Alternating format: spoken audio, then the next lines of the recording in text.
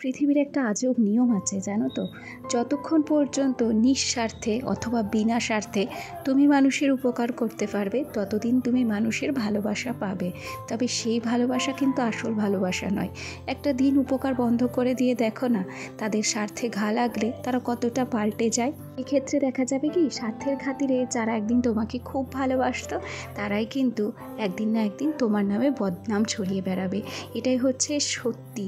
আর সত্যিটা আমরা একটা না একটা দিন তো বুঝতেই পারি। সত্যি কোনো দিন চাপা থাকে না।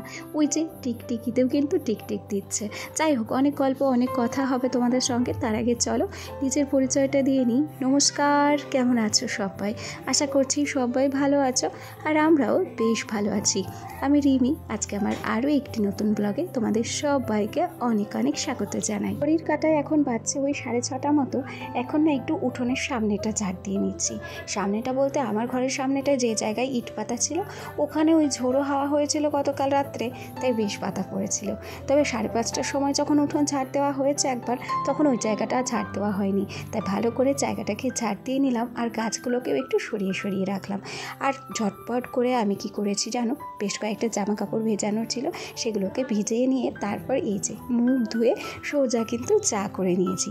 আজকে না 2 রকম চা করেছি। এই যে এখন লিকার চা ছাঁকতে দেখছো, লিকার চায়ের সাথে কিন্তু দুধ চাও করেছি।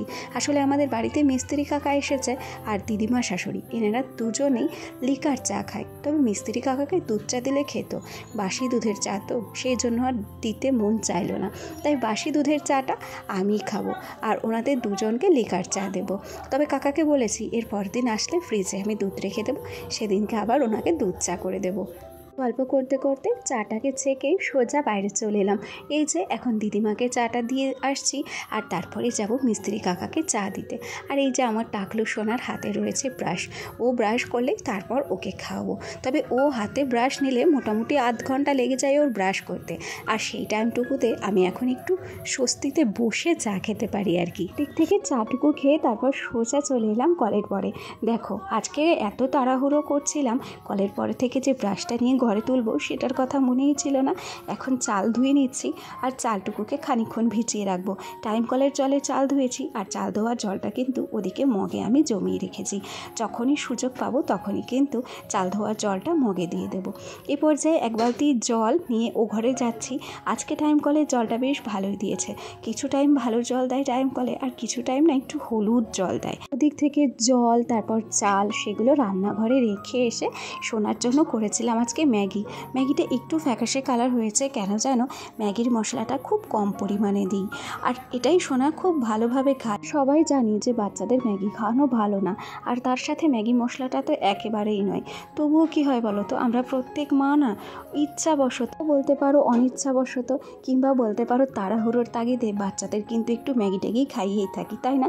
যাকে গল্প করতে করতে সোনাকে কিন্তু খাইয়ে নিয়েছি, আর তারপর সোজা চলে এসেছি ঘরে। এ পর্যায়ে বিছানাটাকে একটু সুন্দর করে ঝেড়ে ঝুড়ে নিচ্ছি, আর সেই সাথে এই যে পর্দাটাকে দেখছো, পর্দাটাকেও একটু ঝেড়ে নেব। তাতে করে একসাথে আমার 2টো কাজ হয়ে যাবে, পর্দার ঝুল ঝাড়াও হয়ে যাবে, আবার হচ্ছে পর্দাটাকে কিন্তু সুন্দর করে গোছানো হয়ে যাবে। এদিকে দেখো সবজি কিন্তু কাটা হয়ে গেছে। আসলে দিদা না সবজিগুলো কেটে দিয়েছে। উনি সকালবেলা বসেই থাকে, তাই বটিটা আর কিছু সবজি দিয়ে আসলে উনি কিন্তু সুন্দর করে সবজি কেটে দেয়, বেশ চিকন চিকন করে কাটে। আমি হলে না এত ধৈর্যের সাথে মনে হয় সরু সরু করে সবজি কাটতেই পারতাম না। সবজির সাথে 2টো পটল ভাজাও চলে গেছিলো, সেই 2টোকে তুলে এই যে এখন রান্নাটাকে চাপিয়ে দিলাম। গরমকাল চলে এলো বলো, আর কোনো তরকারি মনে হয় ভালো লাগবে না। শুধুমাত্র দেখবে গরমে শুধু টক ডাল খেতে মন চায়, আর সেই সাথে উচ্ছে দিয়ে ডাঁটা দিয়ে মসুর ডাল কিন্তু দারুণ লাগে। একে তো আবার তেঁতুল খুব পছন্দ করে, তবে আমার না তেঁতুল একটুও পছন্দ হয় না জানো। আমি তেঁতুল খেতে একটুও ভালোবাসি না। মোটামুটি টমেটোটা ঠিক আছে, আর একটু একটু আম ডাল কিংবা আমের চাটনি তাহলেই আমার হয়ে যায়। খুব একটা যে টকের প্রতি আমার নেশা তাও কিন্তু নয়। চলো গল্প করতে করতে আমি কিন্তু কাঁচা টমেটো দিয়ে আরও একটা তরকারি বসিয়ে দিয়ে এসেছি। এখন ওই যে সকালবেলায় যে জামা কাপড়গুলো ভিজিয়েছিলাম সেগুলোই ধুতে কাচতে এসেছি। এখন আমার বরের গেঞ্জিটা ব্রাশ দিয়ে সুন্দর করে পরিষ্কার করছি। জানো, আমার বরের গেঞ্জি বলো, প্যান্ট বলো, যে কোনো কিছু যতই ভালো করে পরিষ্কার করি ও কিন্তু বলবে যে পরিষ্কার হয়নি। আসলে আমার বর একটু খুঁতখুঁতে টাইপের, ও নিজের জামা প্যান্ট নিজে কাচতে বেশি পছন্দ করে, আর প্রচুর পরিমাণে জল দিয়ে জামা কাপড়গুলো ধোয়, আর সেই জন্য মনে হয় ও আমার ধোয়াটা অতটা পছন্দ করে না। তবে আজ যে যেহেতু সে বাড়ি নেই তাই তার জামা কাপড়গুলো ধুয়ে কেচে রাখছি, যাতে করে সে বাড়ি আসলে ঝটপট জামাগুলো বার করে দিতে পারি, আর জামাগুলো যেন দেখে তার পরিষ্কার পরিচ্ছন্ন মনে হয়। তবে দিদার সাথে গল্প করছিলাম যে তোমার নাতি এসে বলবে না যে আমি জামা প্যান্টগুলো পরিষ্কার করেছি কিংবা কেচেছি। যাই হোক, এখন সোনাকে পড়াতে বসেছি। শোনো তো কি কি করছে।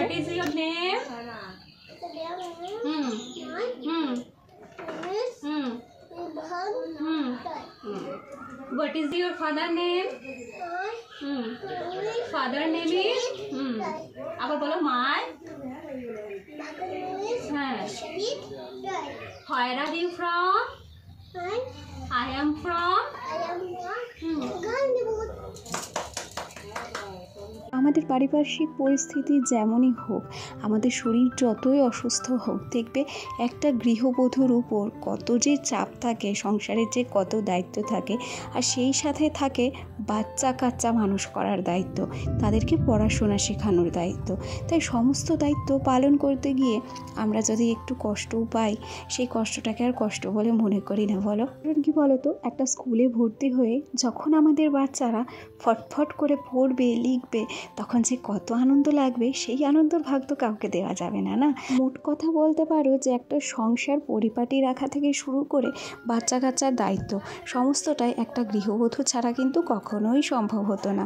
আমাদের যার ঘরবাড়ির যেমনই হোক, যার সংসার যেমনই হোক না কেন, আমরা কিন্তু আমাদের অক্লান্ত পরিশ্রম আর হাড় ভাঙা খাটনি দিয়েই এই সংসারটাকে একদম সুন্দর গুছিয়ে গাছিয়ে রাখারই চেষ্টা করি। চলো, গল্প করতে করতে সোনাকে তো পড়ানো হয়েই গেল, আর তারপর আলনাটাকে সুন্দর করে গুছিয়ে নিয়েছি। তারপর সোনার জামা কাপড়গুলো ওর আলমারির কাবার্ডে রেখে দিলাম। আর এই দেখো, বললাম না যে মিস্ত্রি কাকা এসেছে, আজকে আমাদের টিনের ঘরের পেছনটা একটু রং হচ্ছে। রং বলতে ওই আলকাতরা দিয়ে প্রলেপ লাগানো হচ্ছে, যাতে করে বৃষ্টি টিষ্টিতে এসে টিনগুলো নষ্ট হয়ে না যায়। দেখো, মোটামুটি এই তরকারি বসিয়ে সমস্ত কাজকর্ম চটজলদি সেরে তারপর চলে এলাম আবার রান্নাঘরের দিকে। এদিকে গল্প করতে করতে আমার কিন্তু রান্নাটা হয়েও গেছে, আর সেটা কিন্তু নামিয়েও নিয়েছি। পটল ভাজা করেছি, আর সেই সাথে করেছি আরও একটা তরকারি।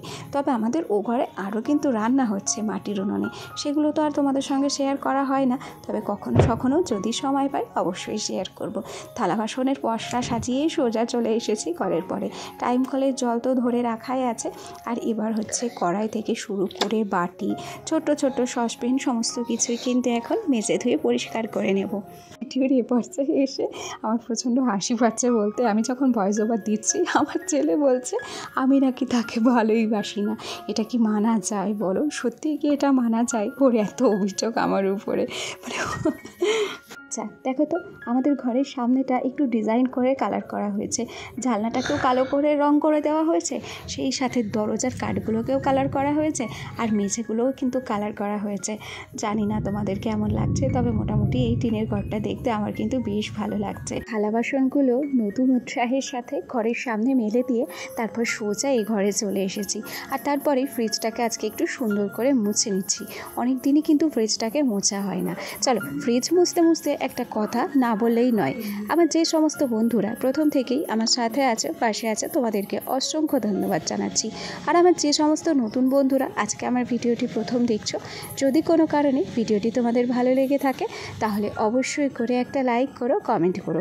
আর তোমরা চাইলে আমার এই ছোট্ট পরিবারের একজন মিষ্টি সদস্য হয়ে আমার পাশে থেকে যেও। আর তোমাদের ছোট্ট একটা লাইক আর তোমাদের মিষ্টি একটা কমেন্ট আমাকে আরও নতুন নতুন বন্ধুদের কাছে তো পৌঁছতে সাহায্য করেই, আর সেই সাথে সাথে আমাকে না প্রত্যেক দিন ভিডিও বানাতে বেশ মোটিভেট করে।